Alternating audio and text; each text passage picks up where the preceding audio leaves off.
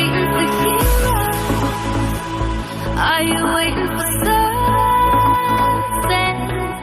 Hey guys, welcome back to another Q&A question weight loss series. Today's question is about intermittent fasting. So people ask me a lot about this. I have, expressed that I think intermittent fasting is beneficial in the past, and I just wanted to talk about it a little bit today. So there's different diets that promote intermittent fasting. I think the warrior diet is one where you pretty much don't eat all day and you have one meal at night. There's also the 5-2 diet, I think it's called, where you eat as many calories as you can for 5 days, and then 2 days you eat 500 or something like that. So intermittent fasting isn't something new. It's something that we have done our whole lives. It's something that, the body naturally does. And it's not really a diet. It's more of listening to your body, and it kind of comes into play with intuitive eating and things like that. So if, I don't think that you should force your body to intermittently fast. But what I do think is that when you listen to your body, you'll realize that, most thin people, will listen to their bodies and fast when they're not hungry. So, if you've ever had a friend and it's 10 o'clock or noon or something like that, and they've just been so busy and they're just I haven't eaten anything all day because their body wasn't telling them to eat. They weren't hungry and they were just busy and they were focused on other things. That's kind of an explanation of intermittent fasting. So if you go to bed, or you say you stop eating, you eat dinner at 5 p.m., you wake up and you don't eat something until 8 p.m., you'd technically be intermittent fasting for 15 hours. So from 5 p.m. to 8 a.m., 15 hours, which I think 15 hours is generally how much people will intermittent fast. The biggest thing with this, though, is people are very brainwashed from diets, from the media, from having to eat 10 mini meals every single day, or else your metabolism is going to slow down and you're going to die, right?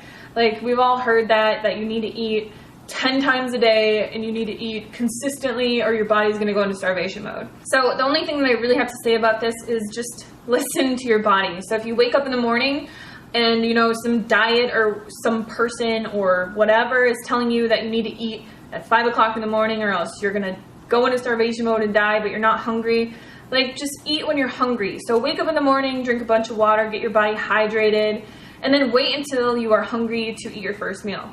Your next meal, wait until you're hungry to eat your next meal.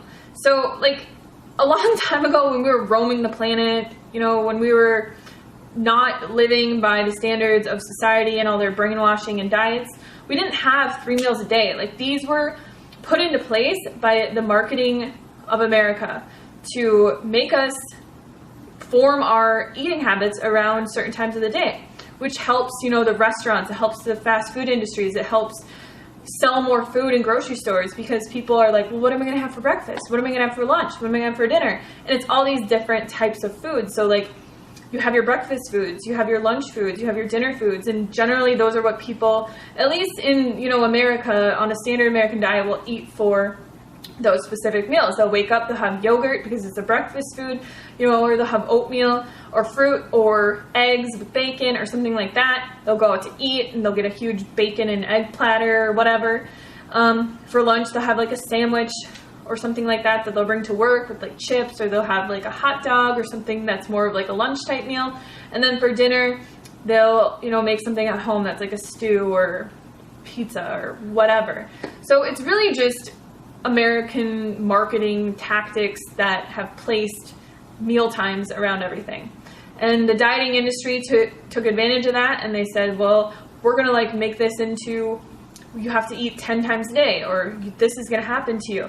Or, now there's intermittent fasting diets and things like that, but nothing is really new. I mean, generally, if you just listen to your body and you go by intuitive eating and how your body feels and you eat as much as you want, everything will work out 100%. So I wouldn't say force your body to intermittently fast. I mean, it is good to not eat right before bedtime or anything like that. But just make sure that you're eating enough at dinner, that you're full and satisfied, and that you can go to bed and not be starving. And then when you wake up, drink a quart of water, do a couple things, and then once you feel hungry, eat. And then once you feel hungry again, eat. So don't force your body to intermittent fast. It's just something that we naturally do day to day, and I think that that's the healthiest way to go about it. So thank you guys for watching this video. Leave your comments and questions about intermittent fasting below, and I will see you guys tomorrow. Bye!